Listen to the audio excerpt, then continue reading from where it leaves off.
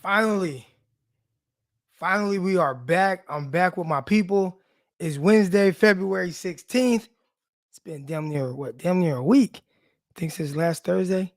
But we're here, man. We're talking all things 49ers. Of course, Jimmy Garoppolo, his trade value, and why teams might end up being higher on Jimmy Garoppolo than a lot of fans and the fan bases are. And then Joe Montana talking about Trey Lance not being ready. I'm going to talk about why what he's hearing is true and why Trey Lance is not quote unquote ready. But what does ready mean? We're going to get into all that and more right here. It's the 49ers Morning Show. Let's go. Intercepted. It is picked off by Eric Crocker. Over midfield, he'll run it all the way into the end zone. Touchdown. Crop Talk TV podcast.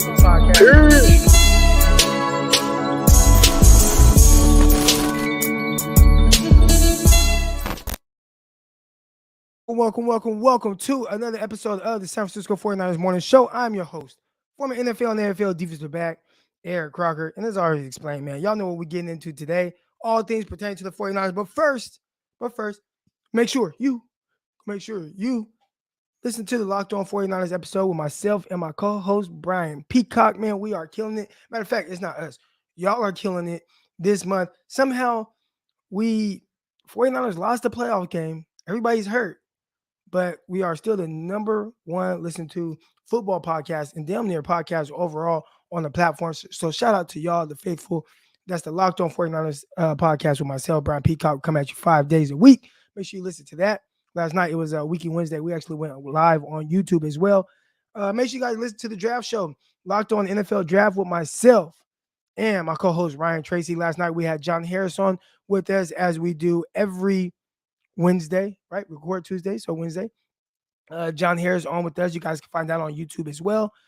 It's draft time, so we're getting into all of that. John Harris, he covers the Houston Texans. So good person to listen to. But yeah, man, finally we are back. I see Quisha. She says, "Hey, Croc, your morning, your morning show." I know. I've been traveling a lot.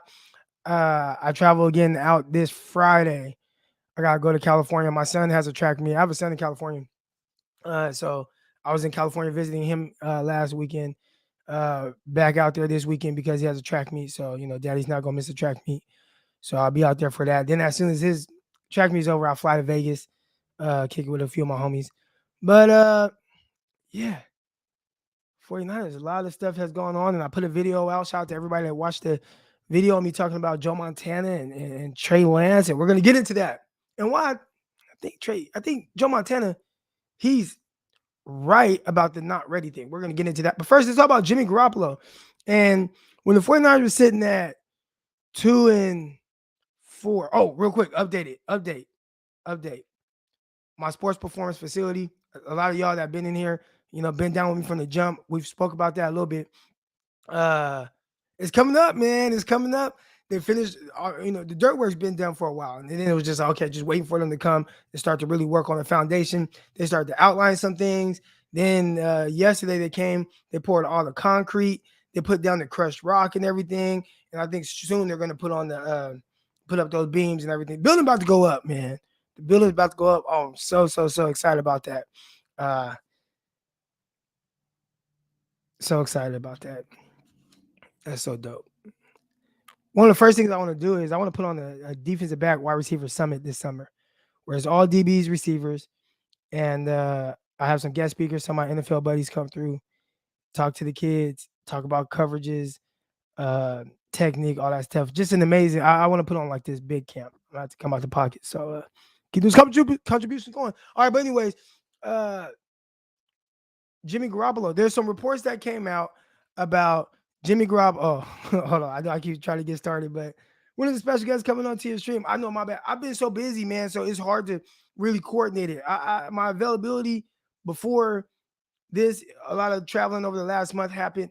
My availability was much better, so it was easier to just get somebody plugged in. But when you're trying to work around somebody else that has a lot going on as well, it's been hard to kind of coordinate it. But I'm going to really push for next week. I'm going to hit him. As soon as we get done with this, I got to go run some errands again with the wife. But As soon as we get done with this, I'm going to message him. I promise. It's so bad. No excuses. Just got to make it happen. So I'll be messaging him after we get off here. But all right, Jimmy Garoppolo. There's some reports that came out. In the exec came out and said that Jimmy Garoppolo potentially could get a first round pick out of someone. And I think what he's saying is he could see a scenario where an organization gives a first for Jimmy Garoppolo. And I think that's wild because if most people you go back to about week 6 or so, whenever the 49ers were sitting at 2-4 and 3-5, and I see Nine and Rob, I got you. I started your super chat. I'll get to that. But as soon as the 49ers, when they were at 2-4, 3-5, you're looking at Jimmy Garoppolo like there is no trade value, right? There is no trade value. And I'd say at that time, you were right to think that. And then somebody would give up something, whether it's a 5th round pick, 6th round pick, somebody would give up something for that. So how do we get from that to potentially a first round pick? And I don't think that that's necessarily 100% going to happen. All right, especially if it's Washington. They got the 11th overall pick. They are not going to want to part ways with that. But how important is it to Washington to become a winning team? How important is it to any of these organizations to win? And I think that's where the fan bases and the organizations they're going to be at odds here. They're going to be on different ends of the spectrum. All right, Jimmy Garoppolo. One thing is for certain. If, and this is a big if Jimmy Garoppolo plays a full season, you will be in the playoffs, especially if you're Washington. If Jimmy plays a full season for a Washington football team, they will be in the playoffs. Now, how good would they be and all those things, I don't know. But they'll be in the playoffs.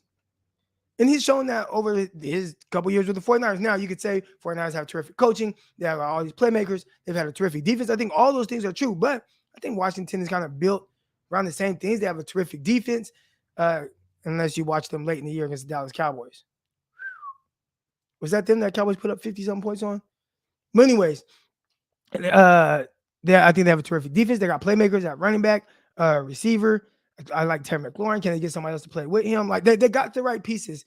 It's just they need a starting quarterback. And Jimmy Garoppolo is a starting caliber quarterback who can give you stretches of playing top 12 at certain moments in games, but most likely he's middle of the pack, but he's good enough to where, hey, if he's a top 15 quarterback, right, we'll say 15, 16 quarterback.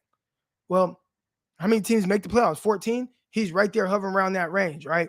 And we've seen more times than not that Jimmy Garoppolo is someone that definitely can help you win games. Now, I was listening to the Haberman and Middlecoff podcast, so this is not my original thought, but Guy Haberman, shout out to Guy Haberman, Middlecoff, love the podcast.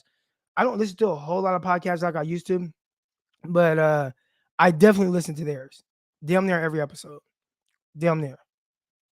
And I listen to 3 and Out podcast with Middlecoff. I listen to that damn near every episode. I don't listen to a whole lot of podcasts anymore because I'm podcasting so much. But if you are the Washington football team, you want to make the playoffs. So they're going to look into everything, right? They're going to look into the draft and what's there. Most people right now have said that this is not a strong quarterback class. So now you're going to have to weigh out what's more important for us. Even if it's, let's say, and again, what the exec said was they can justify trading a first round pick for Jimmy Garoppolo, the Washington football team, or Washington Commanders, excuse me. The Commanders, they can justify trading a first round pick. And I think they can. Listen, the Washington Commanders football team, Redskins, and again, this is a ham podcasting. I heard them say that, but they've had one double-digit winning season since 2012, and the only other time since like the 90s was 2006. Now, maybe y'all can look into that and let me know if that's factual. But really, you have 2 double-digit wins since like 2000, and you haven't won a playoff game since 1991. I think that's when they won the Super Bowl, around there, right? But you haven't won a playoff game since 1991. and you're scoffing at the fact at the idea of getting Jimmy Garoppolo. Now listen, we can talk about what Jimmy is and what he isn't. It doesn't matter anymore. He will not be a 49er after this season. All right, so we don't have to get all worked up over it. But one thing is, he's a solid starting quarterback. He's better than the kid that was running around all over the place, number 4, I think he is, Heineke. He's better starting quarterback than Fitzmagic. Now, Fitzmagic might have some splasher plays, but Jimmy is a better starting quarterback than Fitzmagic. I think they're a playoff team with Jimmy Garoppolo. So what is that worth to you? What is that worth to a front office? What is that worth to a Riverboat Ron who is like, listen, this is year 3. I got to figure this out. Try to play the first year with the kid, Dwayne Haskins. That was trash. Try to bring in Alex Smith. That didn't work out. Right? Play with Taylor Heineke and Fitzmagic. That didn't work out. The pressure's on for him. Does he want to coach? Does he want to win games? Does he want to be a starting quarterback, or does he want to go back to being whatever the hell he was before a head coach, which was a coordinator somewhere? Well, I don't even know what he did. Is he offensive guy, defensive guy? What is Riverboat Ron? All right. So, what is Jimmy Garoppolo worth to a team that has not won a playoff game since 1991? Is it a first round pick potentially? Because I think sometimes fans value first round picks more than organizations. 49ers are willing to give up 3 first round picks for Trey Lance because they feel like he has a lot of good stuff that we can build on, and we're going to see. We're going to see. Right? But a first round pick, even if it's the 11th overall pick, I could see how Washington justifies it because Jimmy Garoppolo comes in, they give him a nice little contract extension or whatever. They are a playoff team. Who in here can honestly, like, and I'm not on some trolling shit, but who in here can honestly say you don't think Washington to be a playoff team with Jimmy Garoppolo? Again, without trolling, you don't think he can make it happen with the weapons they have, with the defense that they have? I think he can. Chase Young coming back, we'll see what happens with him. But now, again, they said you can justify a first round pick. I don't think it's likely. What would I take if or give up if I'm Washington? I'm calling the 49ers. Maybe the conversation start at the 11th pick. Probably not going to get that. But hey, can we get a second and a 4th? Can we get a second and a 5th? I'll take that. Second and a 5th for Jimmy Garoppolo. I think you should give up that in a hurry if you're the Commanders. Give that up in a hurry. They do have a running game. They have a receiver. All right. They have Terry McLaurin. He's one of the best young receivers in the league. So Terry McLaurin, he's tremendous. He is tremendous. Outside of him, they have some other guys that are more like 3rd and 4th receivers. They don't have like a legit 2. They tried to get Samuels from Carolina, but I don't think it's really worked out. So right now they have to figure out who that second receiver is going to be. Do you draft him?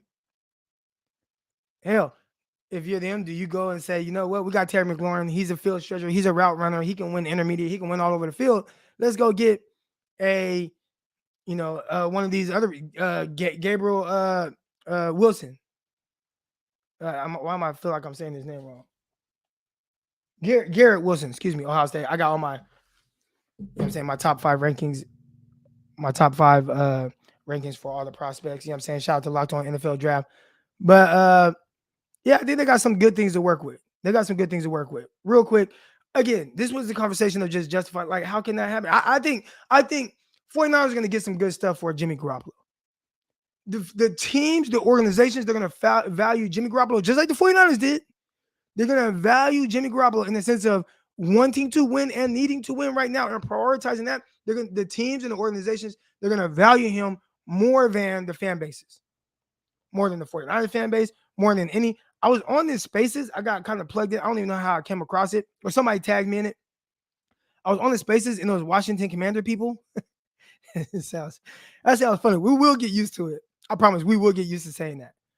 But it was Washington Commander people, and they like despite like Jimmy. No, we want. We're gonna get Russell Wilson. We're gonna get Deshaun Watson. We're gonna get Aaron Rodgers. Like you ain't getting Aaron Rodgers. All right. Sounds like he wants to go to Denver. We'll see what happens with that. I think it's Green Bay or Denver. Uh, Deshaun Watson. We don't even know he's gonna ever play football again. We don't even know what's going on with him. Maybe Russell Wilson, but I think there's a chance that Aaron Rodgers and Russell Wilson end up in the AFC. All right. And if that is, man, the AFC will be loaded, right? They will be loaded. Loaded. But anyways, like Jimmy for the price, and then not to be 3 first rounds and a 5th round and all this other stuff, and just to know I'm gonna be in the playoffs. Like, why are y'all scoffing? You haven't won a playoff game since 1991. How dare you scoff at the idea of Jimmy Garoppolo? How dare you? Who has won 4 playoff games? How dare you scoff at the idea? Again, when I say win, trust me, I know. Don't come at me, y'all. I know. All right. But he's been a part of a team that's won 4 playoff games. We'll say that. And I think he could be a part of a team with the Washington that potentially somehow wins a playoff game. Whether it's their crazy defensive line getting after it and their defense forcing takeaways and he just moving the ball just enough and throwing for his, 200 yards or whatever, a couple, touchdowns to Terry McLaurin. Like it can. Like, how dare you? You haven't won a playoff game since 1991. Jameis Winston, they brought up Jameis Winston, y'all. Jameis Winston is not a winner. He does not do things to win football games. We can say what we want about Jimmy Garoppolo. Again, I'm ready. I'm ready. Let's go. But you can't win football games. There is something there. There's something there. I don't know what that is. And I don't think anybody does. We don't even know what makes Jimmy good. I don't know. What makes him win? I don't know. But there is something there. And whatever that something is, I know who doesn't have it. It's goddamn Jameis Winston. He don't got it. He don't got it.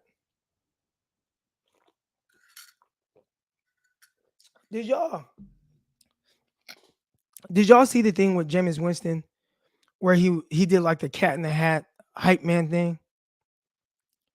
Like it was like, we gonna win, we gonna win. Go to the bowl. Go to the bowl. Did y'all see that? With Jameis Winston, it was like, it was like the worst thing ever. Like, it was the worst thing ever. You know what I'm saying? Like, Jameis, I don't want to call him a clown. I hate when people call me a clown. But he's funny. He's funny. But anyway, kind of went off on a tangent there. I can see a scenario like the guy said, where a team says, you know what? It's worth it to us to be a playoff team to give up a first-round pick for Jimmy Garoppolo. It's worth it to us. It was worth it to Kyle Shanahan to push back the development of Trey Lance to make the playoffs. It was worth it to Kyle Shanahan. It's worth making it. When you got one winning season in 4 years, it's worth it to you. It's worth it to you to play Jimmy Garoppolo over Trey Lance. It will be worth it to one of these organizations to give up a first-round pick. Will they do it? I would probably settle in on a second and a 5th. Second and 4th. Something like that. And that would be a win for the 49ers. That would be a win. You gave up a second to get him. In his contract year, and again, this is the same thing. Somebody's going to have to sign him.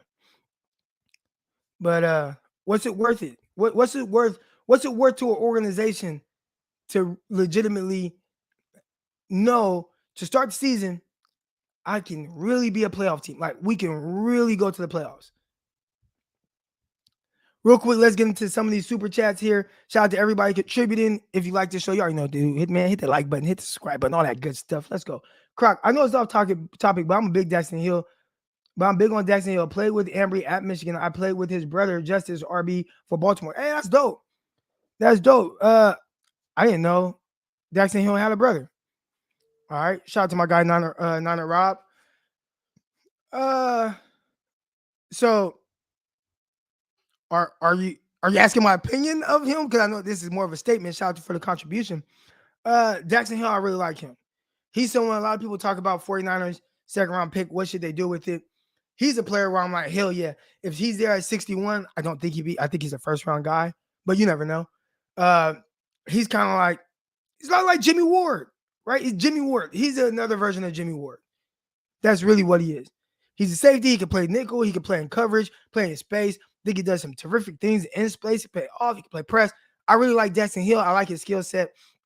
Uh, Versatile safety. I like those type of safeties. I lean towards those type of safeties. Really like Jackson Hill. I don't know if he'll be there for 61. If the 49ers somehow get a high second for Jimmy G, there is a potential that he'll be there. And I definitely would go with that. I wouldn't mind having two safeties back there that play like Jimmy Ward. Because I just think that's where the game's going. It's all out there in space. And you can always bring in a guy like Hufanga as a third safety.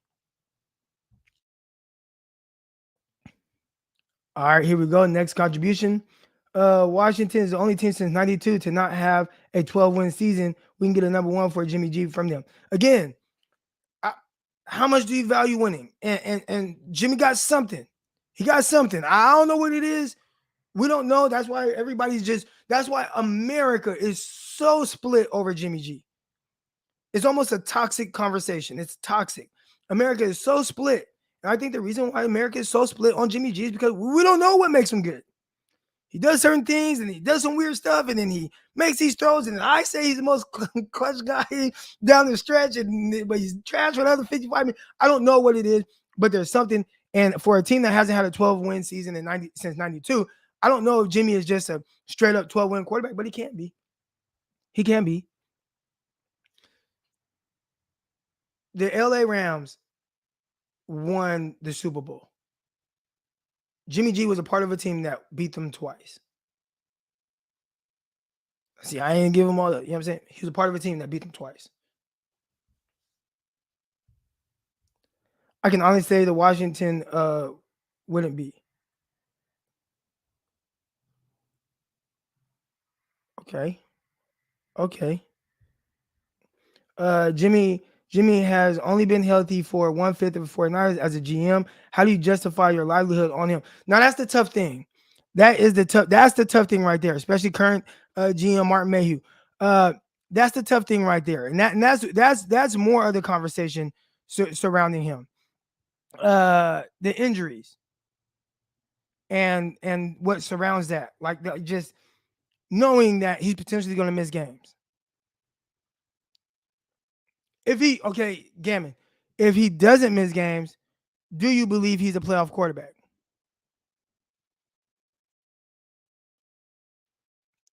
So if I'm Riverboat Ron, what else do I have to lose? What do I have to lose? If I don't have him and I maybe go with the rookie or something, I ain't winning many games. Or Jameis Winston, I don't know. So if I don't have him, but if I take a chance and say, you know what, hopefully he stays healthy. He's shown he hasn't really been able to. But if he does, I'm a playoff team. So they don't call him Riverboat Ron for nothing. He got to gamble on this one. He got to gamble. But again, I think 49ers get a second and a fifth. Second and a fifth. Y'all heard it here. I don't want to say first because other people probably said that too, but y'all heard me say it here. Second and fifth for Jimmy Garoppolo. All right. And I'll take that. That's a win. That is a win. But anyways, halftime here. If you haven't already, man, hit the like button, hit the subscribe button. 200 of y'all in here. Hit that like button for your boy. You know what I'm saying? If you're new to this, we're here 4 days a week. It's supposed to be, but I've been traveling a lot. But and then busy even when I came back. Definitely won't be back on Monday and Friday. But we're supposed to be here 4 days a week. 9:30 a.m. Eastern time, 6:30 a.m. Pacific time. Hit the like button, hit the subscribe button. All that good stuff. See my guy Symmetry 7 says late 2 this season and conditional 4th next season. Okay. I can see that.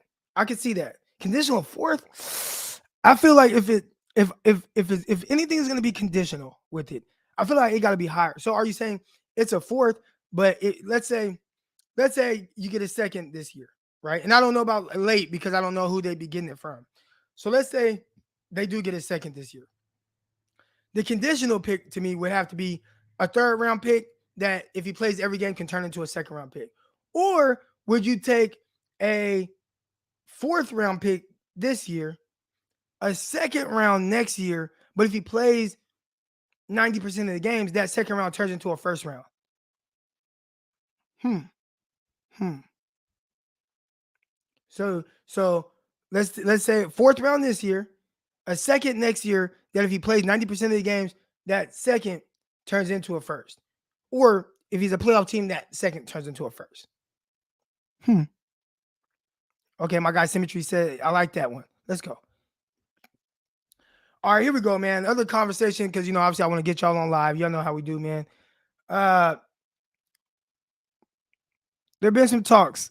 I don't want to say talks. There's been videos floating around of Joe Montana. And if I did post a video and it got a decent amount of views. I don't know, 7,000, 8,000 views, whatever it got.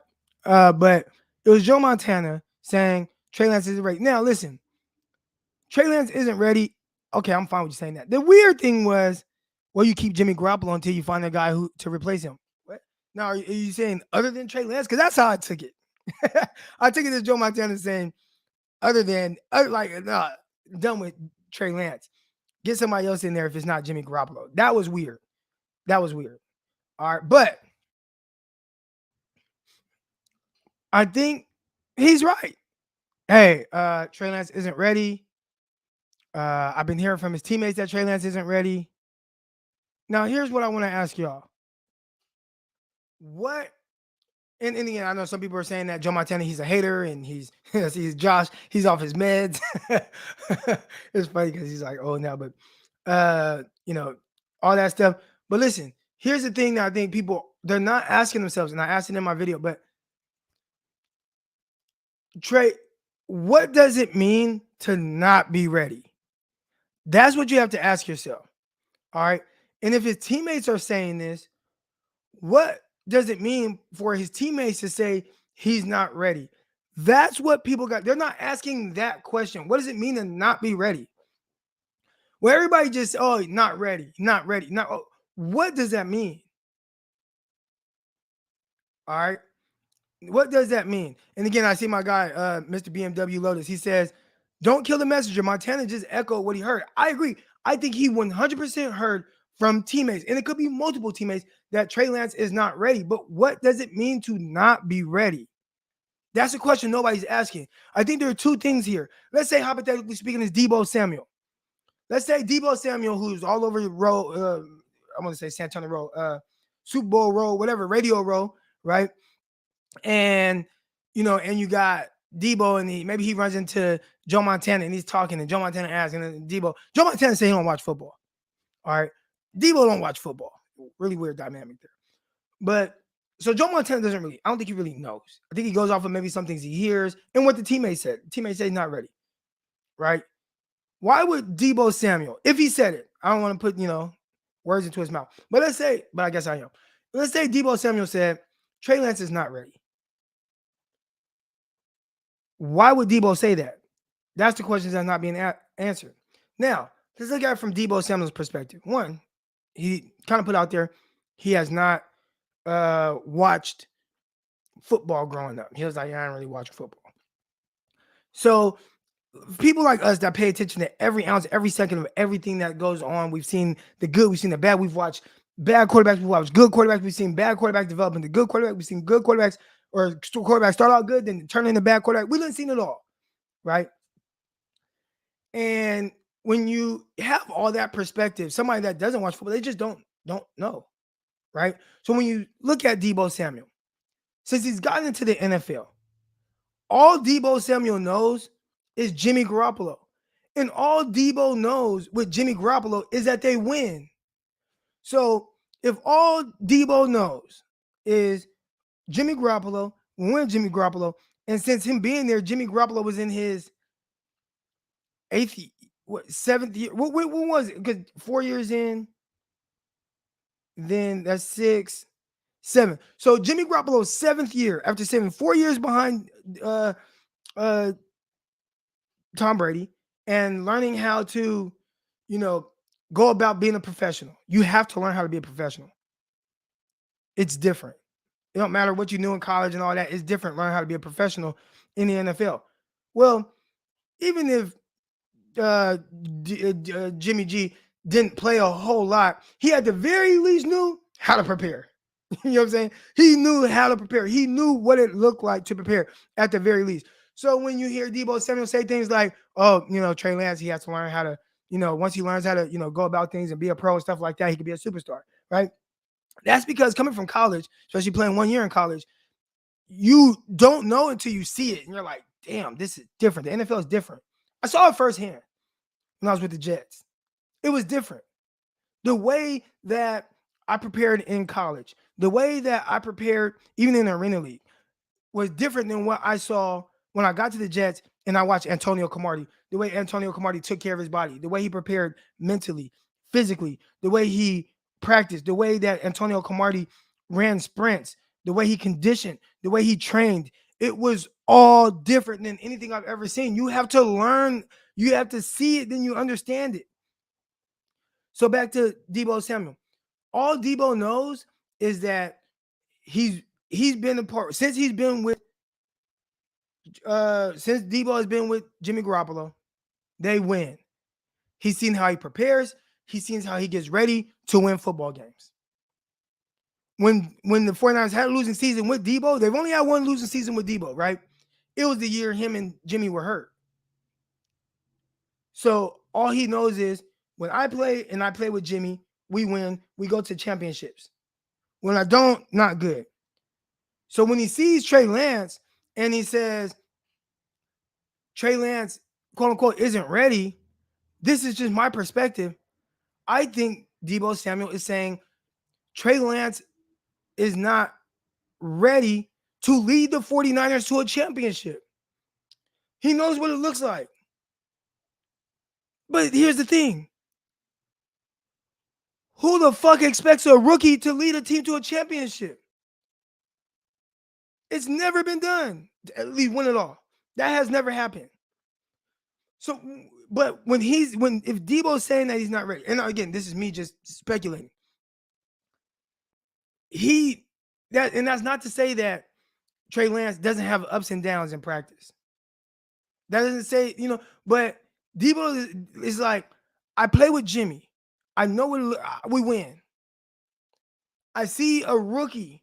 I see him miss throws. I see him miss reads. I see him do this and that. It's not ready to me. So if we're saying, again, this kind of goes back to, if we're saying that Trey Lance is not ready, is it to win a championship? Because I'd say that most rookie quarterbacks, all of them, aren't. If we're saying that it's, you want to say hi?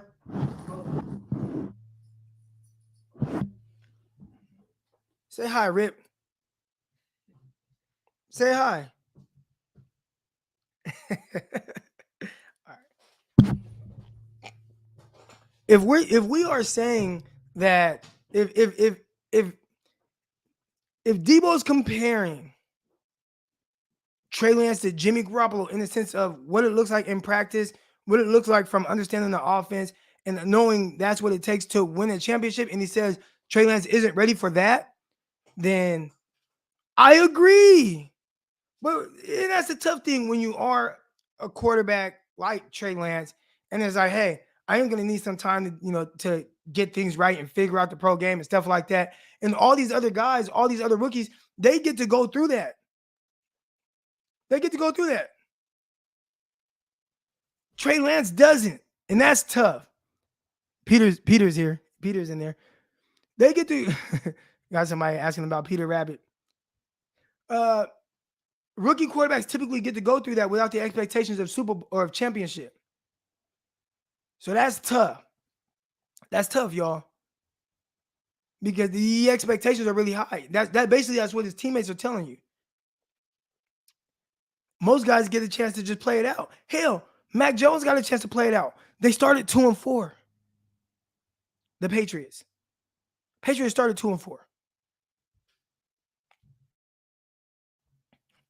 They gave Mac Jones a chance to play it out. Next thing you know, they rattle off 7 straight wins. They start 2-4. Go ahead, play it out, Mac Jones. We got you. Then they start rattling off wins. The other quarterbacks, they didn't rattle off anything, but they weren't part of as good organizations as the 49ers or the Patriots. But again, if you were to say, all right, Croc, uh, what would I have done? And we spoke about this. All right, we spoke about this. What would Eric Crocker have done?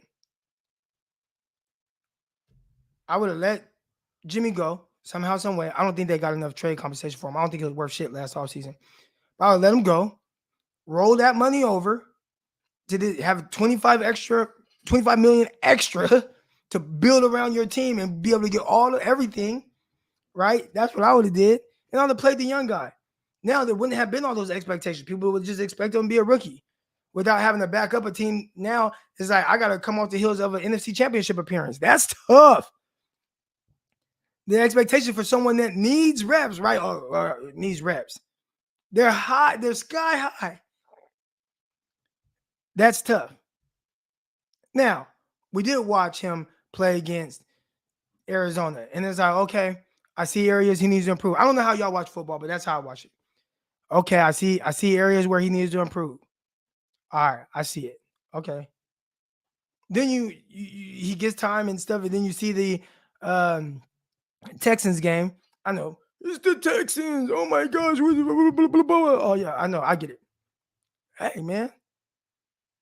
A down half is 10-13. One pick. All right.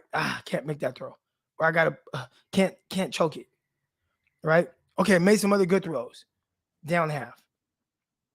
Okay. Ooh, strike to Ayuk. Boom. First down. Kick field goal. Okay, let's go. Come back out of halftime. Still a little stagnant, whatever, but okay, let me figure it out. Boom, making some throws. Boom, boom. Okay, big throw, touchdown. Okay. Like you okay. That's why, my pushback on Joe Montana, if you just want to say he's not ready to lead the team to a championship and that's what the expectations are, I understand. I get that. He's not ready for that. Until he is. And you don't really know. But I think that's what the conversation is. When people say he's not ready, now you see the media and they're saying some weird stuff, right? I mean, you got the media. Who is it? Ryan Clark. He's just going off of this scenario. Oh well, Jimmy G banged up, and they still went with him. Well, yeah, they know Jimmy G can win them games, or be a quarterback that wins games. You know what I'm saying? Oh, but the other guys, I don't know what he was talking about. Really, he basically said something along the lines of, "Don't know what Trey Lance. Trey Lance might not be good because he might not be able to throw or something. I don't know." Well, we watched him. We watched him. We have seen the ups and downs with things. I thought he was far more efficient. Did we see Aaron throws against the Texans? He short-armed one that got picked off. Did we see Aaron throws? Because listen, I was expecting to see, I'm not going to lie, preseason, first game against the Cardinals, there were some throws that were just like kind of wild. And I was like, okay, can he limit the wild throws against Houston? He didn't have any. Here we go. Croc, I watched the Montana documentary. Seems like Joe is still bitter. See, I haven't watched it yet. I got to check that out. In your chat, Nick Eller said Montana is back. Jimmy Young is back in Trey. Look at how their careers. Here's what I'll say. And I liked the way that Steve Young, because I've been listening to Steve Young talk about it. Steve Young says Trey Lance is awesomely raw. He's awesomely raw. Basically meaning like, man, reminds me of myself, like, he's got to figure it out. But he's got the stuff, right? Is he ready? Is he this and that? I don't know. But he's awesomely raw. He got some good stuff to work with. Okay. Needs the reps, all this and that. Okay, we'll see it. We'll continue to see it. Joe Montana's just like, nah, never gonna play. Stick with Jimmy until you find somebody else. What? What are we talking about, bro? Anyways, man, we've talked about a whole lot this morning. I've been talking for 40 minutes. So y'all know what it is, man. Hit the link, join the live chat. Here we go. Join the chat. Live.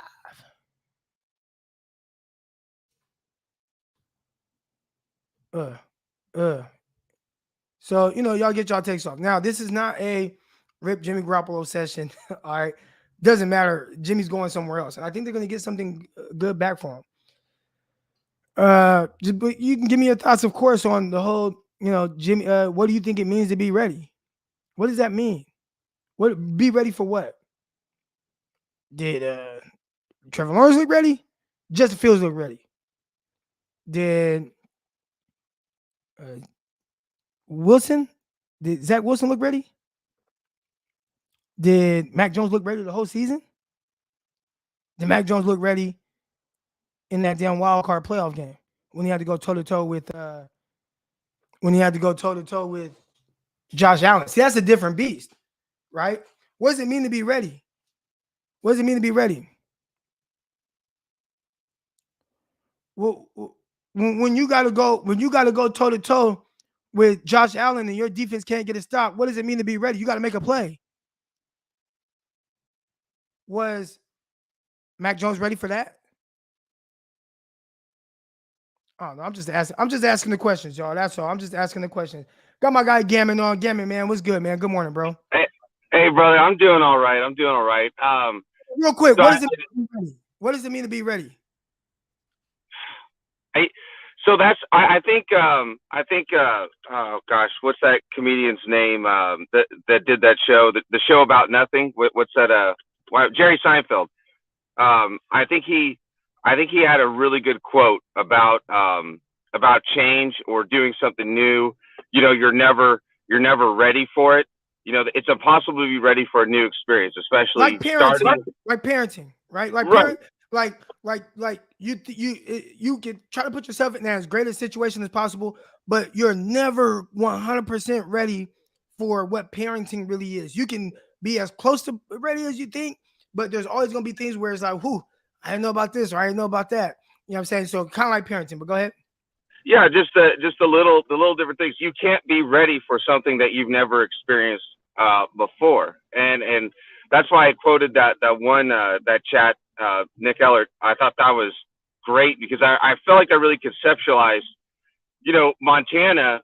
I'm sure he does feel some kind of way because he noticed that this young buck was kind of coming in, athletic, different tools on hand, and with young, a bit young, he really does. He does. Montana sees himself in Jimmy, and and I kind of feel the same way too. Sometimes you want to see the old dog win. If I see you out there against high schoolers, I'm going to be like doing a 40-yard dash. I'm going to be rooting for Croc, in the 30 and up club, and be like, go get him, Croc. But yeah, I mean, you can't expect somebody to be ready for something. I'm sure if you were to go on NFL Network or something like that, and for your first time, yeah, you've done a lot of podcasts, you do them throughout the day, but I'd be expecting you to be a slightly nervous because it's a different arena, it's a different environment. Even though you do something similar on a different stage, I wouldn't expect you to just be, like a rocket and just go. I think it's unfair. And, I don't think Montana was ready. His first 2 seasons, I don't know how many games he played, but he didn't play a whole heck of a lot. So, but at some point, whether you're ready or not, like Eminem said, you got to lose yourself in it, and you got to give Trey that chance to be great, right? Jimmy had 5 years to be great, and he only had 1 season where he was completely healthy. And so that was the other thing too, is like, I think if you're talking about like him getting a team trading a second round this year, I'm not saying that it's not possible. I'm not saying that's not possible because I've seen some really bad trades go down. Who's the coach for the Texans that trade away D-Hop and everything like that? Because he was the coordinator also too for the Patriots. Yeah, Bill O'Brien. Oh man, hey, look, there's Bill O'Brien's everywhere. There certainly is. So I'm not discounting that some team could do it. But my thing is that everyone, talks about, the Washington Commanders are going to give the 11th pick and blah, blah, blah to the 49ers. And I'm like, if they give a first-round pick, Croc, a couple of things. Number one, it's got to be a conditional, just like Carson Wentz, because some people do bring that up too. They're like, well, they got 2 picks for Carson Wentz. Yeah, but they were heavily structured based on how many games that he plays, right? Because he's also Right. too injured. But he's more. I would say he brings more to the table than Jimmy Garoppolo. The other thing too is that once you tell me that it's going to come down to it's structured. The pick is structured based on how many games Jimmy Garoppolo starts. I'm gonna have to bet the under on that one, and that's the other thing too is like for Martin Mayhew who has watched Jimmy Garoppolo, the most important position and skill on that on a team, and he was probably part of those preliminary discussions before he went out. Was going like, man, we might just need a new quarterback here, in San Francisco. So before he left, I'm sure that those things were brought on the table because those same discussions were brought on the table about Montana when the old coach there, Bill Walsh, was asking like, hey, what would it take if a team came to us and trade for Joe Montana? What would it take? And everyone looked at him like, that's crazy. We would never trade him. But that just goes to show, like, even with Montana, it was never off the board. With Jimmy Garoppolo, it sure was. And so I think I'm guessing that he probably took a lot of that with him. I think that he has a good networking relationship, clearly, with John Lynch. But also, too, I mean, he's not a dummy. I mean, he's got a second chance. He got the Lions. I don't think he's going to make the same mistake twice. And that's why I brought up the livelihood part. Because I just don't see – if he bolos that real bad, because Jimmy Garoppolo, you trade him, you trade that second round or a first round, and that's where I want to pull the 49ers fans back a little bit. We can't just think of it as just like a first round, oh, he's a quarterback, so we just automatically deserve a first round. You got to think about it like a first round pick is very valuable because you have that fifth year option, and so now look, I'm a huge 49ers fan. I sink money into this. I sink my time into this. I sink even my mental health into this a little bit. But I also, too, try to stay balanced, and that's so hard to do because we tend to overvalue our players so much. But I just don't see, and I would ask all the fans listening right now, yes, you would love and you think that Jimmy Garoppolo is worth a first round to another team. No, but most fans don't. Most fans don't. I want to. Most people are saying there's no way 49ers get it first. I don't think. I think it was an exec saying that a team could justify giving a first for him, and I'd say I think that's the case because not saying the 49ers going to get that. If it were me, it would be like a second and a fifth.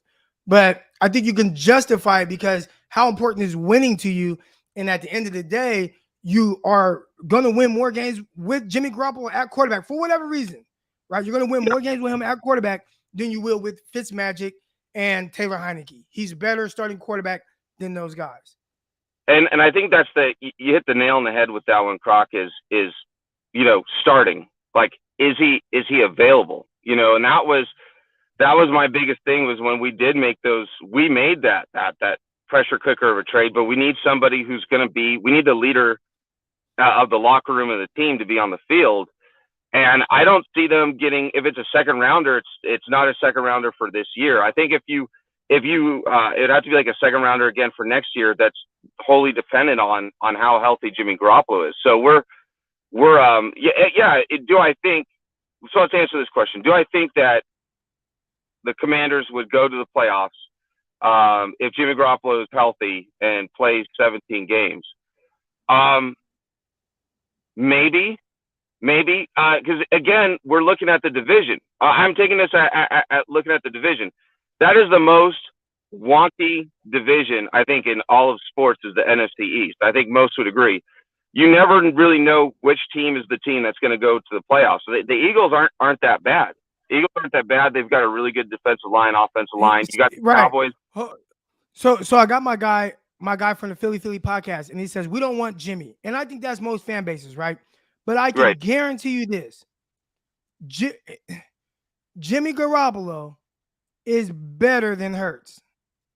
Now, Hurts might do some things where he's more dynamic as a runner, but when you need throws, when you need certain plays to happen, again, and that's what kind of Jimmy has to lean on because it's kind of weird throughout games. But when you need certain throws that help move the sticks. It's not going to be all Jimmy, but when you need certain throws and things like that, like Jimmy's going to give you that. And that's why teams win so much with Jimmy as opposed to some other quarterback. Now, again, I know we're talking about 49ers having Nick Mullins and Beathard and Brian Hoyer. They're ass, right? But Jimmy does things better throughout games than Jalen Hurts. I see people pushing back. I don't even know how that could be disputed. So I think you're right on as far as like, hey, you need to make these typical quarterback throws. And that was really apparent when I watched the playoffs and I watched the Eagles play against the Buccaneers. And I watched them a couple other times in the season. I would watch, like, Hurts was really good at throwing deep down sideline passes. But as far as just those typical, hey, we need these passes over the middle, to me, very routine passes, it seemed like to me that Jalen Hurts just did not have the vision to really see that. I know that people will immediately think about Hurts. Now, if you're not a Philadelphia Eagles fan, right, you're not going to have an appreciation or a depreciation for what he does on a game-to-game basis. So, before you comment or answer and say, like, there's no way that Jimmy Garoppolo is better than Jalen Hurts, I think what Croc is saying is that, look, what you need on an every down basis, right, that model of consistency that you're looking for from your quarterback, Jimmy Garoppolo provides that more, and that's what you need. You've got 4 downs. Now, I'd say, yes, Jalen Hurts has the ability to make 3 wow plays that Jimmy Garoppolo does not have the ability to make, but at the same time, Jalen Hurts has to make those throws because he's not making any of the other throws. But one thing I'd ask you, though, Croc, is I don't – here's the problem that I also, too, have with Jimmy. And there's a problem that I have with Jalen Hurts as well. I don't trust either of them a lot on 3rd down. I don't, But Jimmy has shown you at different times, like, I know the first half of the season started off weird, but throughout most of his career, I'd say if how people can go back and do these charts and stuff like that. If he did one of those charts, I'd say since 2017, Jimmy Garoppolo is top 3 in 3rd down conversion rate, throwing the ball. I say he's top 3, and that's what leads to wins. Not because he's this explosive passer and he does all these different things, but I think on that down, if you go back to 2017 and you just throughout his whole time, Jimmy is probably top 3, top 5 in 3rd down completions for first downs. And if we're talking about 3rd downs, and if that is accurate, I mean, heck, even if he's in the top 10, which I'm assured Jalen Hurts is not, then yes, I mean, in that case, because those are what they call the money downs, then Jimmy Garoppolo would be the better quarterback because you're going to face a lot of 3rd downs in games. But that also, too, kind of circles back to what you said there in the point that you made from 2017.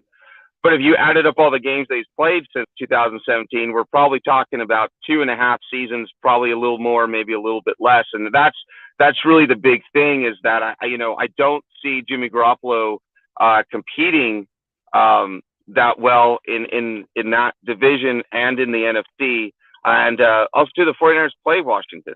They play Washington this year. And I just don't think – I kind of buy into the fact that teams, when they trade their starting quarterback, they want to trade him to a – Washington this year? Yes, they do. Yeah. Oh, you're saying they do? Okay, I got you, man. My bad. Okay, I got you. Yeah. So this they're on the – Washington will be playing against us, the 49ers, at Levi's this upcoming season. But I also, too, I don't think that the 49ers want to trade and keep Jimmy Garoppolo in the NFC. I think it would be more so. I'd be looking more so for like the AFC team. And if I was Jimmy, honestly, I like Ron Rivera as a coach. I do. But I look at, as Jimmy, would I want to build that relationship with Dan Snyder? Because once they trade for Jimmy Garoppolo, I don't think Jimmy is just going to want to go there on his current contract for 1 year. Sure, it'll probably need to be restructured broken up into multiple years. But again, Mayhew, does he want to give Jimmy Garoppolo a 5-year contract, a 4-year contract? And then mathematically, how many seasons do you really expect to get out of Jimmy during that time frame? And we're talking about a guy who's injured goods as well. I mean, he's got to have surgery on his throwing hand. He probably needs surgery on his shoulder. Once you go under the knife, Croc, right? You're never 100% the same. And for somebody who's limited, as Jimmy Garoppolo is probably going to take a lot of hits. I don't see it. I don't think if I was Jimmy and his group, whoever the group, the little group that he has with him, I don't think they want to see him in the Commander's uniform either, right? I think when we start talking more about Pittsburgh, or if we're going to go to the NFC, I could see the Saints more of an option, something like that. But it's where would you? I would like you to kind of take the role in that, right? If you were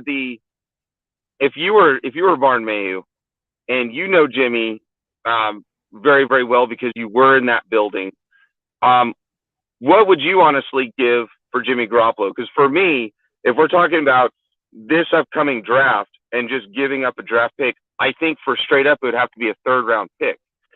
Anything higher would have to be based on stipulations, and it would have to be for not this year's draft, but the following year's draft. But if we're talking about straight up, I just don't see anything higher than a 3rd round. If we're just talking about straight up, no player packaging, no swaps, nothing like that. Because again, it's easy for us to talk about what we think Washington should do or Mayhew should do. But I'm telling you right now, guys, if I was making $3-5 million a year as a GM, and I just got lucky enough to get my second chance, right, as a GM, because I flamed out in Detroit, I don't think I would be willing to move on to pick up Jimmy Garoppolo when probably I might have been ahead of the discussion saying, gosh, we need to trade or get rid of Jimmy Garoppolo, pick somebody else up. All right, Gammon, I'm gonna get y'all get to the next callers. I appreciate you coming on. I'll address that as well, but thanks for coming on.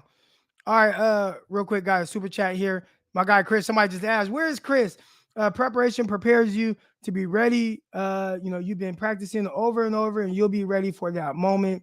It's his job to execute. I agree. Here we go. Shout out to my dog Chris. There were some comments in here. I see this. We are overrating Jimmy. I don't think we're overrating Jimmy. I think some people are so down on Jimmy that when you say that there's things that Jimmy does well, people want to push back on that. I think we are all aware of what Jimmy is and what he isn't, but I do think that there are certain people that don't value this enough. Hold on, where's it at? Boom. 2019, Jimmy was number 1 on 3rd downs. That, again, is not the splashy stuff. People talk about Jimmy in 2017 like he's some different Jimmy Garoppolo. He's the same. In 5 games, in 5 starts, he threw 6 touchdowns and 5 picks. Like, it's not earth-shattering, right? Like, that's not great. Everybody thinks he was just this different quarterback. I don't think he was. But one thing that he did do that helped the 49ers win those 5 games, and this is the part people overlook, 2017, when he started those 5 games, number 1 on 3rd downs. Number 1. So Jimmy don't do a whole lot of special splashy stuff, but he does do some things that help contribute to wins. And being number 1 on 3rd downs, whether it's 17, 19, or whatever he's been the rest of this time, which I'd say is probably top 10 most of the time, if not top 5, that really helps wins games. Again, he's not going to make the big splashy plays with his legs. He's not pushing the ball down the field, but he does do a solid job of keeping drives going. And it's really overlooked. But when you're a team that can't keep drives going, I'm telling you, you fall behind a lot. And there's a reason why very few times 49ers been kind of beat down twice with Jimmy G. That Dolphins game when he came back from the injury, and there's one other game this past year. Who the 49ers? Oh, the Cardinals, which I'd argue he actually played well. There are some things that I feel like these teams. He talked about my guy Gammon talked about Mayhew. All right. And is he gonna want to attack? Like, listen, Mayhew wants to win. And I'm telling y'all, we could talk about what Jimmy is and what he isn't.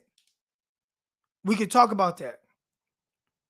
But one thing that he has shown is that when he plays, he contributes to wins. Again, I don't know exactly how he's doing it. I don't think he's this uber talented guy. We see all the limitations that he has. We know he struggles to throw outside the numbers. All right. We know he struggles to kind of throw down the field. We know he likes to throw to a certain area. But there's a couple things that are very clear. One, his teammates love him. Two, he is solid on third downs. Three, he does some things that help win. And more times than not, he's clutch at the end of games. He does things that so if I am Mayhew or I'm Riverboat Ron and I'm looking at it like we fucking suck, dude, we haven't had a 12-win season since how long it's been. We've only had 2 double-digit win seasons since goddamn 91 or whatever. We haven't won a playoff game since 91. Like, if I'm them, I value Jimmy more than the fan because my job is on the line. My job is on the line. Now, what do we give up for somebody like him? I don't know. I think Gammon's right. And Chris Mortensen said it, 3rd round pick. He's worth a 3rd. Now, you can work some things out to where it ends up being a little bit better than that. Can you get the 11th overall pick? I don't know. But like the guy said, you could justify it for the reasons I just mentioned. Riverboat Ron's job is on the line. I'm telling you right now, if he does not have a winning season, he's done. And he'll never be a head coach again. So, do I want to be done and never be a head coach again going into a season with Taylor Heineke and Fitzpatrick and some random rookie? Or do I want to go into the season where everything's on the line for me and I have at least Jimmy Garoppolo, who I know is a terrific leader, does some things to win, wins a lot more games than he loses for whatever reason, defense, whatever. All right. But he's a part of winning. He gets his guys to follow him. Whatever. I don't know. I don't know why. Okay. You got to look at this. Look, I want more than Jimmy. I want more. But he does some things. And I see my guy. Y'all think Jimmy better than Hurts is laughable. I'm not saying he's more talented than Hurts. I'm not saying that at all. Jimmy is not more talented than Jalen Hurts. Jalen Hurts is more of a playmaker, make more plays with legs. He can push the ball downfield better. Doesn't have a strong arm, but he, throws down the field better. Like, I'm not saying that he's more talented than Jalen Hurts. I'm saying he's better at quarterbacking than Jalen Hurts. And it's hard to dispute that. I got my guy Medic Mike coming on, man. Thank you for being patient, bro. How you doing? I'm good, man. How you feeling, Croc? Oh, man, I'm chilling. It's weird to me that I have to, like, as somebody that is like, I want to kick Jimmy out the door, like, get the fuck out of here, right? I feel like I'm the one that has to kind of defend that he is not this helpless quarterback. Like, for everything, I want more. I'm pretty sure you want more, right? Like, we want the explosive plays. We want the dynamicness. We want somebody, like, we do. But to sit here and act like Jimmy is like a bum, because essentially that's how people, like you said, like, it's laughable to say that Jimmy plays better quarterbacking than Jalen Hurts. How is that laughable? You know what I'm saying? Like, I want him going, and I can see why other fan bases are like, man, we don't get this Jimmy G thing. Like, we don't get it. He's not that good. Like, I can see how somebody would say that. But I don't know. What's your thoughts on all this? Ooh, a lot to touch on. First off, I think going back to that 2019 stat, I also remember seeing an advanced statistic saying our receivers had the most separation from the nearest defender when catching the ball. So I think we're kind of downplaying some of Kyle's scheme and how open dudes were. And so Jimmy was, when they talk about being ready, and this is going to feed into that, I think people talk about executing the scheme as it's designed. We know Kyle Shanahan has some rigidity in his scheme. He's like, look, I'm going to design it like this because, 10 plays later, I'm going to call this play, and these are what I want your reads to be. Hold on 1 second. Now, I don't want you to lose your train of thought, but I do want to I saw one of my boys say real quick, and so keep your train of thought, all right? third down stats aren't exclusive to throwing to Kittle and Debo. He's been consistent good on third down regardless, right? He's good on third downs throwing to Kendrick Bourne. He was good on third downs throwing to Juwan Jennings. When you look at the Week 18 game, Juwan Jennings converted on several third down plays. Like, it's not just Debo and Kittle. All right, but go ahead. Sorry. So yeah, what I was saying is, God damn it. I know, my bad. Yeah, I told you don't lose your It's all good. It's all good. But being ready. So I think Kyle has his structure. He'll call plays, and sometimes you'll see it 10 plays, 20 plays later, or even 2 games later, where he'll call another play based on that same play, and now it's a shot play, and he's designed you and conditioned you to think and see that play a certain way. And so when people talk about being ready, I think they mean executing the offense as designed. And of course, a veteran quarterback, someone who's been in the system X amount of years, is going to be better at that. Like, 4 that years, makes 5 sense. years. Now, yeah, exactly. Now, what I don't understand is how that led people to automatically be like, well, Jimmy gives us the best chance to win. Jimmy gives us the best chance to win. I personally didn't understand that. He might be more ready. He might be more comfortable executing the playbook, but you can't discount off-schedule plays. You can't discount someone's athleticism, ability to escape sacks, and kind of make those dynamic plays. So that's neither here nor there. But yeah, as far as trading them to the Commanders, I'll take your bet on that. I'll take your money on that one, Croc. They're not going into the playoffs. That's more contingent, I think, on Chase Young's health than whether or not they have Jimmy. Jimmy does bring some stability as far as a veteran quarterback, but we know pass rush is probably the next most valuable thing on the team. I mean, when people talk about Jimmy only wins, look at his win numbers. Look at his win numbers. What's Kyle Shanahan's record with and without Bosa? Let's keep it real. What's his record with and without Bosa? Because Bosa came in 2019. That's tough, though, because that's tough because at the same time, remember when Bosa was out, they didn't really have Jimmy either. So, you know what I'm saying? It was Nick Mullins. Exactly. So, I mean, you have Bosa and then you have Jimmy. So, I mean, I'm kind of look at it like, you know, people want to give all the credit to Jimmy. I'm like, pump the brakes. Pump the brakes. We know it's a team game, and what's their record without their elite pass rusher? That's all I'm saying, you know. But as far as compensation too, I think you're going to be looking at either something like a conditional second and third round, maybe like a third round this year and a conditional second next, or like a fourth round this year. Jimmy, he is efficient in spots. So he can efficiently run, you know, the short game. When he was with the Patriots, the very short and limited span we saw, they ran a very, you know, boom, boom, boom, timing based offense. When he's in rhythm, he looks really good. When he can get in a rhythm, when he can get that ball out of his hands quick, use that quick release, he looks good. And so I think you would have to go to an offense that's really conducive to that. As far as being better than Jalen Hurts, I do think he's better than Jalen Hurts.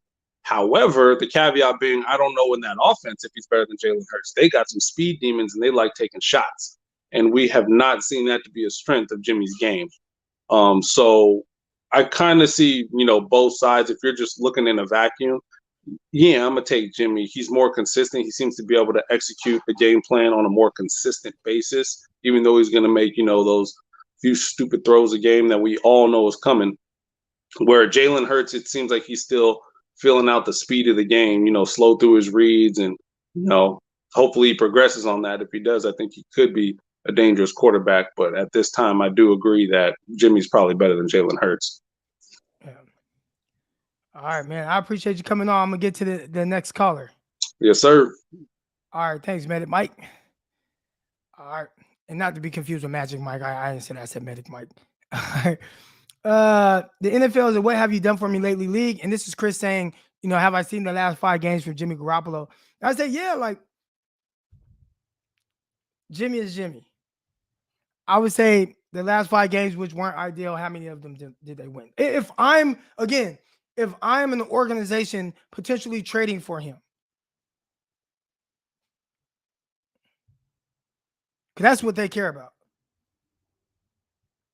Eagles give up 19 for Jimmy.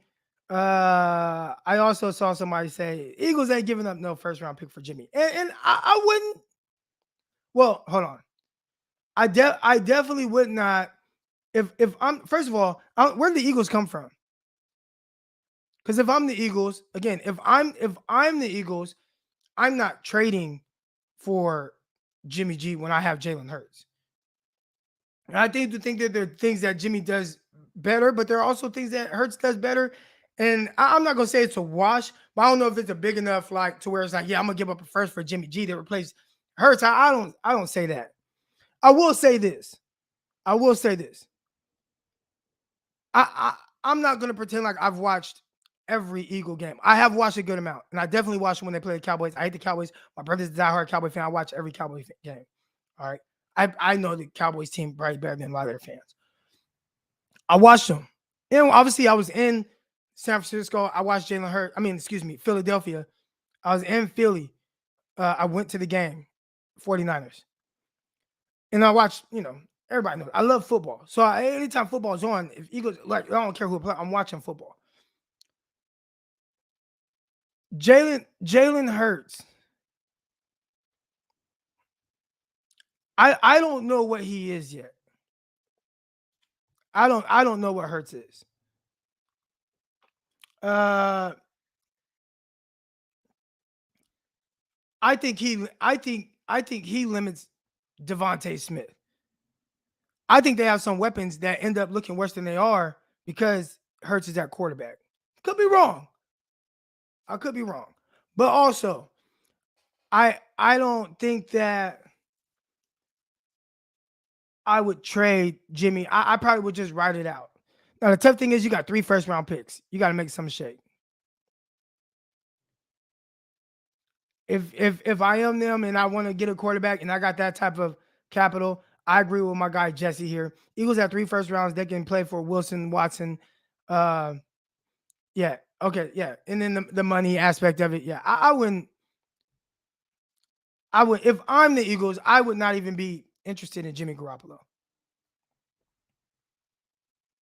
I wouldn't be. It would be Watson, Wilson, or Aaron Rodgers. Probably, I mean, probably not happening, but it would be something along those lines. And it's like, hey, I got the capital to make it happen. I got 3 firsts right now. Here, take them. That's what I would do. So I don't even know how Eagle fans got it. Yeah, I listen. I love all y'all.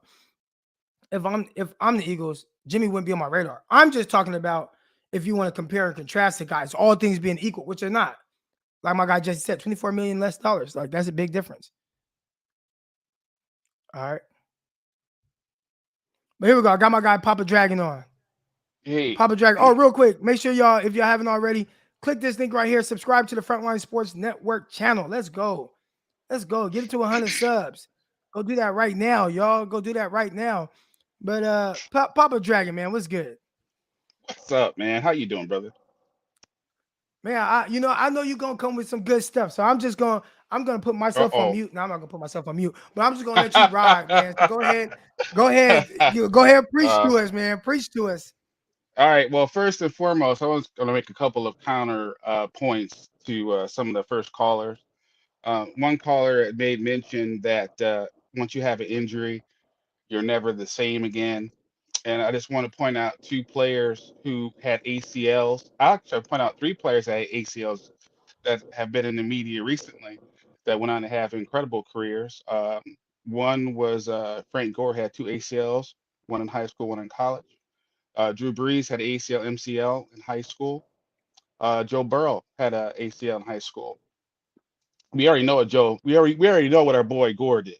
Frank tore it up. Well, and Joe So Burrow had an ACL last year. yeah, he had one last year as well. Um, Oh, also real so quick, Deshaun Watson, remember his rookie year, halfway through his yep, rookie year, he tore his ACL. yes, yep. So he had one. Who else had one?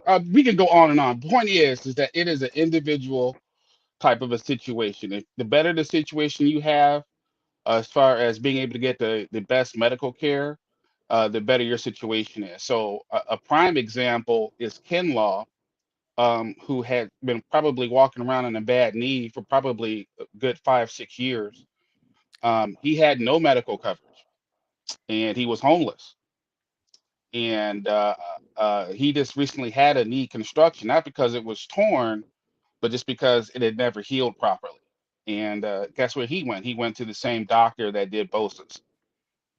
So that is actually promising, because there's a chance that he may actually be able to come out of this and have a longer career than I thought he was going to have. But it all depends on what kind of care you have, what kind of privilege do you have access to. And the Bosa's, like I knew the minute that Bosa tore his ACL that he would be back stronger than ever. I knew that because he had already happened to him in high school. He came into the NFL looking like a grown man. There Yeah. was no baby fat on him.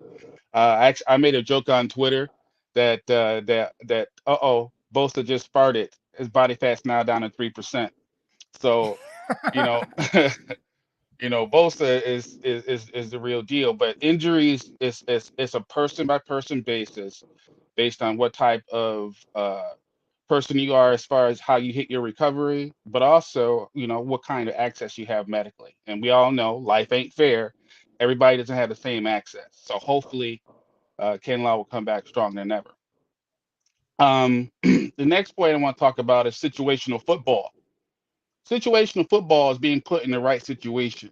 Now, again, as I've explained before, if a porn star had locked Jimmy G's butt to a bedpost and lost the key and didn't show up to a game, I'm not mad. I'm pretty happy about that. I see some Trey Lance, but Yeah. I'm not stupid. I'm not dumb. Football is the have and have nots. If you don't have a quarterback, you really don't have a franchise. And if you look at what's going on in Washington right now, that's where they're at. That's exactly where they're at. They don't have a quarterback. They've been going through all these different people, and they do need some kind of stability. Now, stability. Let's talk about stability for a second. I know a lot of us have been on Jimmy G, me included. Oh, this person's open. He missed him. He did throw the ball. It's not as easy as it looks when you're watching the screen and playing Madden. You know, a quarterback like Jimmy, he has to have good mechanics. He have to be in the right position and things like that. And if I'm not mistaken, the NFL is probably the worst league in pass protection overall. We're talking pass protection, pass protection, pass pro. If you're going to throw the ball down the field and mechanics is everything to you, you better be able to protect your quarterback. And the 49ers have never been able to really protect a seven-step drop quarterback on the regular. We just haven't. Why did we pay, Williams so much money? Because he was the best at it. And unfortunately, you see what happens when he's not there. Because guess what? He wasn't there in the NFC Championship game. That wasn't Trent Williams. That was Right. that was Tyrone Williams. I don't know who that guy was. So Yeah. he was a blocking nobody. And despite the fact that we had two bum tackles that game, we still only lost by 3 points. And our quarterback wasn't healthy. I like to see that game if the quarterback was healthy. So and then the history and then the whole injury history thing. I mean, I think it is what it is. I think it is what it is. But does your quarterback, is he talented enough to carry the team? Number one. And then number two, does he have the intangibles to get the guys to play hard for him? Okay. And only thing I heard all Super Bowl, okay, amongst all the teams, was that whenever you talk to a 49er player, they talked about how much they love Jimmy G, how inspiring he was and things like that. I didn't hear that from nobody else. I didn't hear that. I didn't hear that from Browns players talking about Baker Mayfield. I didn't hear that about Jalen Hurts. So that's something you can't immediately write off. The locker room, getting everybody focused on the same goal, getting everybody to Hold on, work real quick. together. I do think we hear that Jalen Hurts is a good leader. I'm not saying he's not a good leader. I'm not saying Okay. that. I didn't say that. What I'm saying is that I heard a lot of praise about how inspirational about Jimmy Garoppolo, the overall like of Jimmy Garoppolo, the love for the dude. That's what I'm trying to say.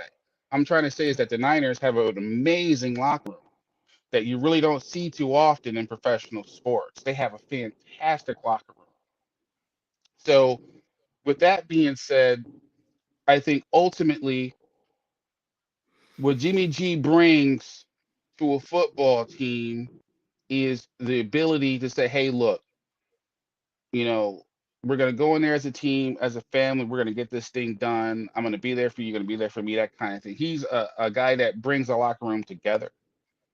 And some people have it, some people don't. I mean, our boy Kyler Murray right now is going through all kinds of crap, Yeah. but it's a part of the dynamic where you're dealing with all these people that have a lot of money, and when people have money, they don't want to listen to people, but those people listen to Jimmy Garoppolo. So whether it be Washington, whether it be the Colts, whether it be Denver, whether it be uh, Detroit. I mean, that's the difference between golf and Garoppolo is Garoppolo's intangibles. The fact that he will that here's the deal. People say Jimmy G wins. That's a lie. Jimmy G wins ugly, He but winning does. is winning. Winning is winning though, isn't it? Winning is winning. And whether you like it or not, no matter who, after the dust settles, everybody out there is going to be a risk. Aaron Rodgers doesn't bring a locker room together. It's about Aaron first. Then everybody else, you guys got to fall in line, right? Um, you know, Deshaun Jackson. You know, I don't know. I don't know what to say. What am I gonna say? I just wouldn't trust that. I mean, I'd have to put in the contract. You can only get massages by males, no female massagers ever, ever. Yeah. Males only. Um, or you know what? No, males. I was gonna say like the women would have to be like 50 and older. But I'm like, no, no, no, males only.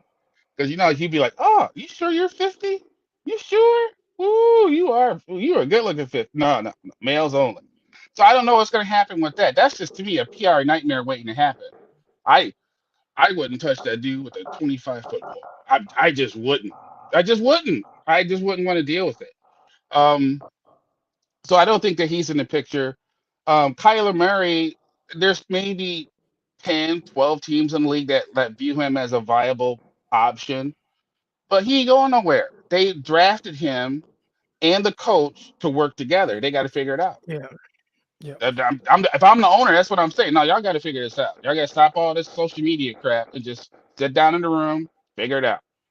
And then who else is out there that's making some noise, quarterback wise? Russell Wilson. He ain't going nowhere. I think I'm he's gone. sorry. Oh, he's going nowhere. He's You not don't going. think There's so? no way. Mm-mm. No, Allen's All got right, we too got to bet much push ups. money. We got to bet 10 push ups. All right, we'll bet 10 push-ups. We'll bet 10. All right. I'll give you 11. Bet I'll 10 give push you ups. 11 if you win. I'll give you 11 if you All win. right. Now here's I'll why. give you Allen's 12. Allen's got too much money. He's got too much money.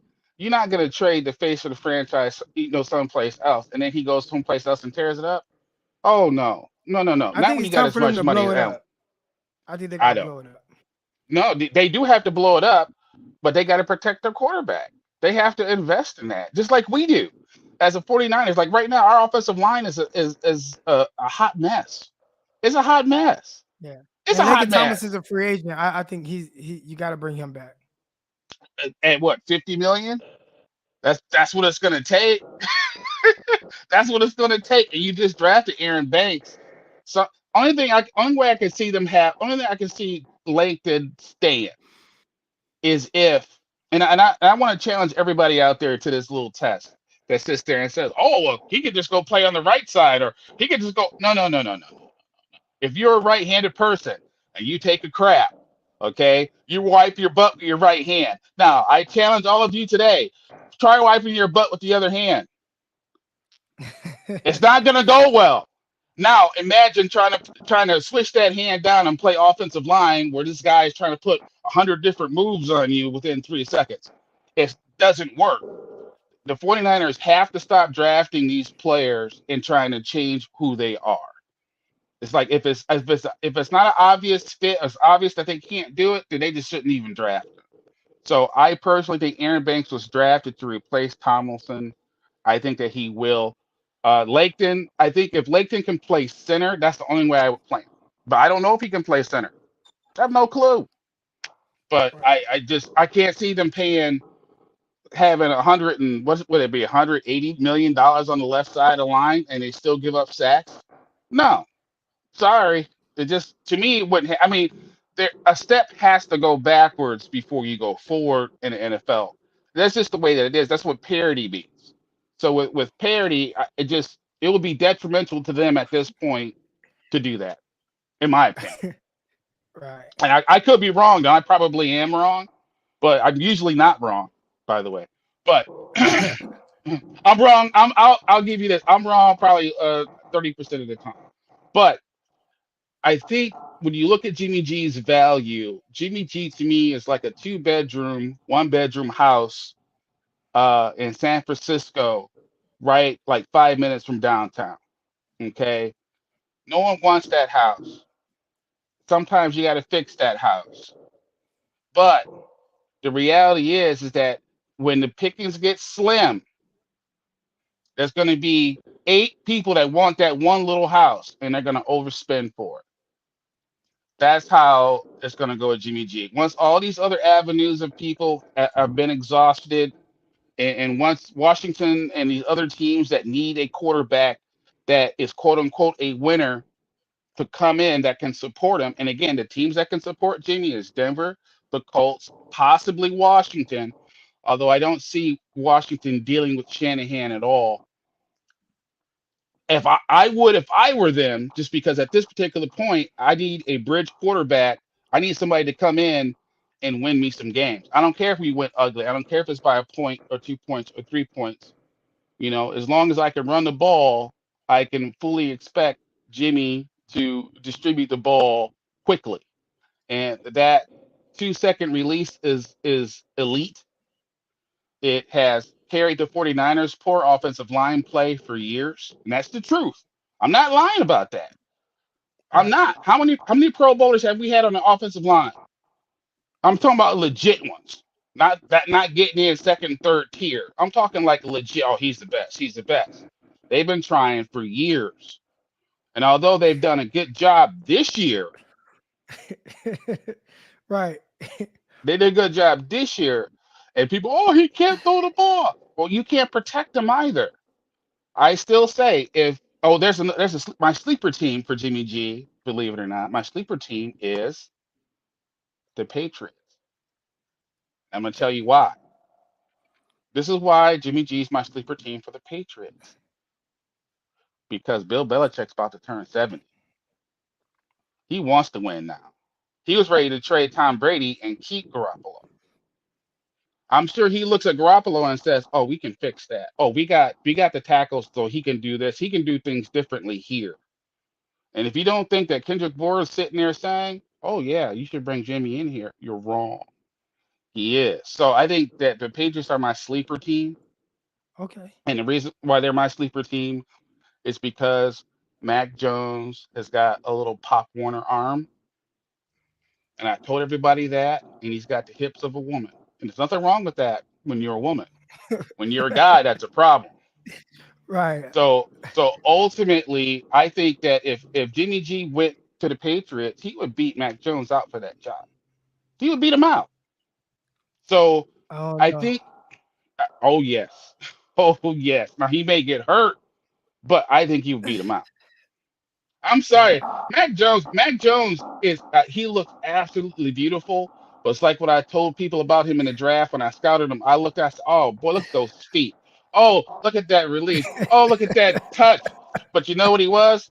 I said Yeah. Mac Jones was Tony Stark, and his Uh, receivers and our offensive line was his armor, and together they made Iron Man. oh damn. But Okay. without those guys, and I do think that he went to the perfect spot because again, I don't know how he would have did in San Francisco because again, we weren't protecting very well, and Right. he doesn't I get hear rid of the you, ball as quick. Papa Dragon. I gotta get you Yeah. because it's 10. So we gotta get out of here. But I appreciate you Oh coming my on. god. You shouldn't have said just roll with it. It's you. Roll I it. know, my All bad. right. My bad. All right. All Don't right, do I that. got All you. right. All right. All Appreciate right. you. Well, look, Croc, again, thank you for the platform. Shout out to you. Please like, subscribe, donate to Croc. And yes, a second round and a fifth round. Yes, we smell what the Croc is baking. We're out. All right. All All right. right, man. Appreciate you. All right, shout out to my guy, Papa Dragon, coming on. You know what I'm saying? Dropping that knowledge. Feel me? Let's go. All right.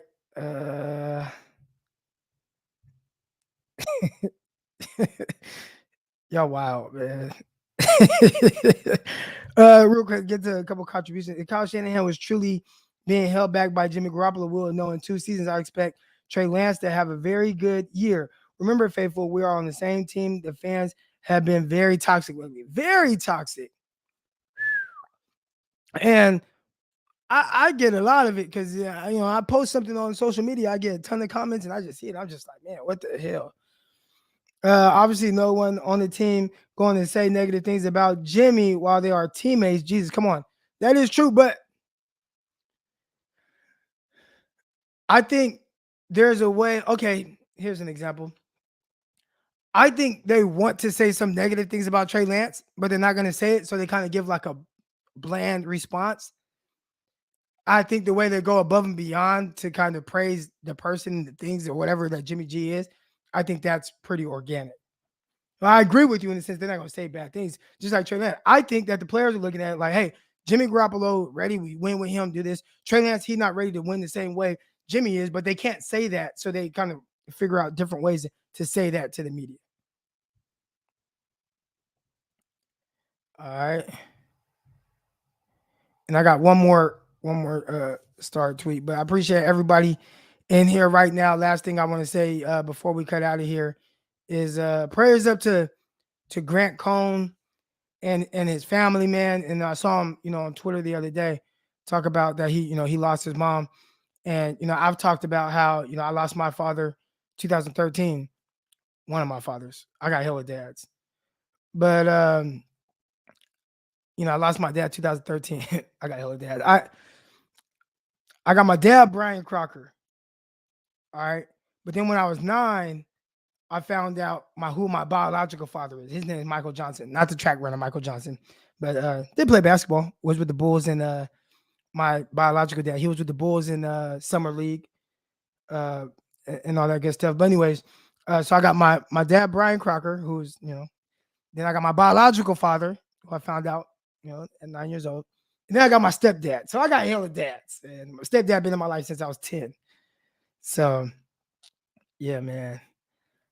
When I lost my dad, Brian Crocker, I was with the New York Jets, and suddenly football wasn't important to me anymore.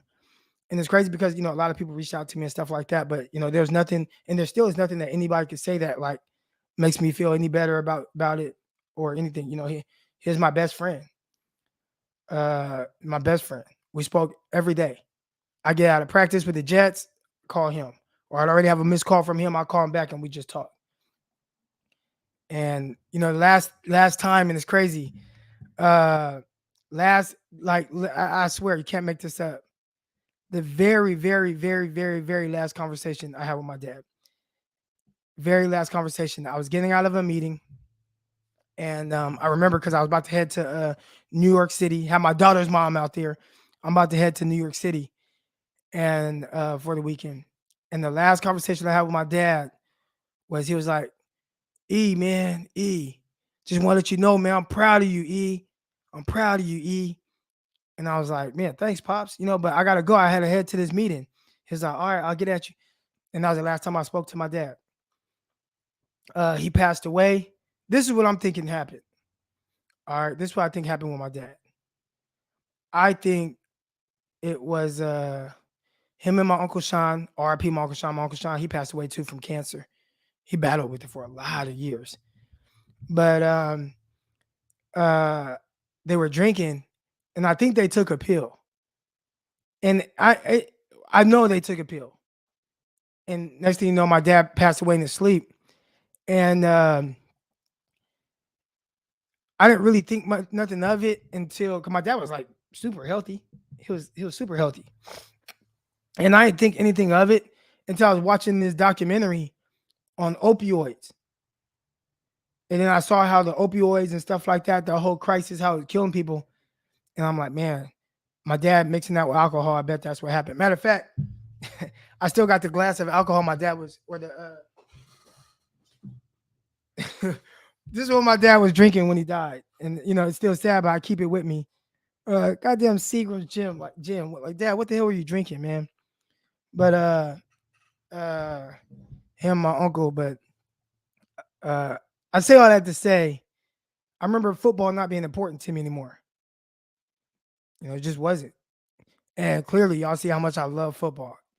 And I don't know if you can imagine like this like empty feeling I had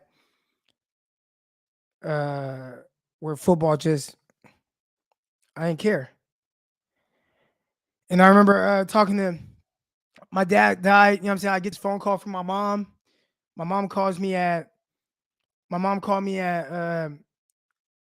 a.m. Eastern time. I'm saying? I'm in New York City, hotel, you know what I'm saying? And it's 5 o'clock. It's 5 a.m. You know what I'm saying? It's 5 a.m. in Cali. Why my mom calling me? She called me. She, Eric, I don't know how to tell you this. And I'm thinking, obviously my mom and dad, they're not together. But she says, and I'm thinking my grandpa died. And she's like, your dad died. And I don't know, I'm not like this emotional person. I'm getting teary-eyed right now. But I'm not really like emotional. So it was just kind of like numb to me. And I just remember like, I lost my best friend.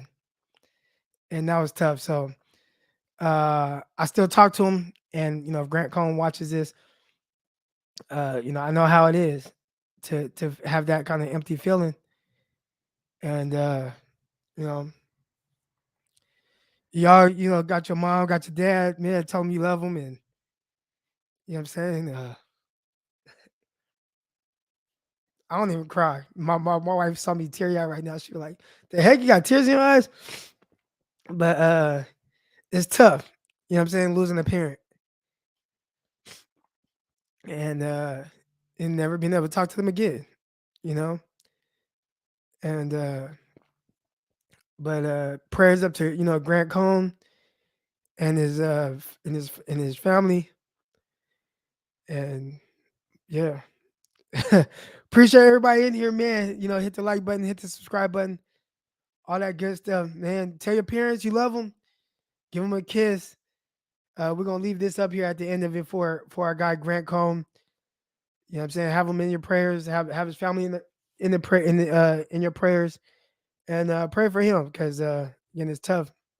It's tough losing a parent. It is. So that's it, man. Love y'all. Intercepted. It is picked off by Eric Walker. Over midfield, he'll run it all the way into the end zone. Touchdown. Cross Talk TV podcast. Peace.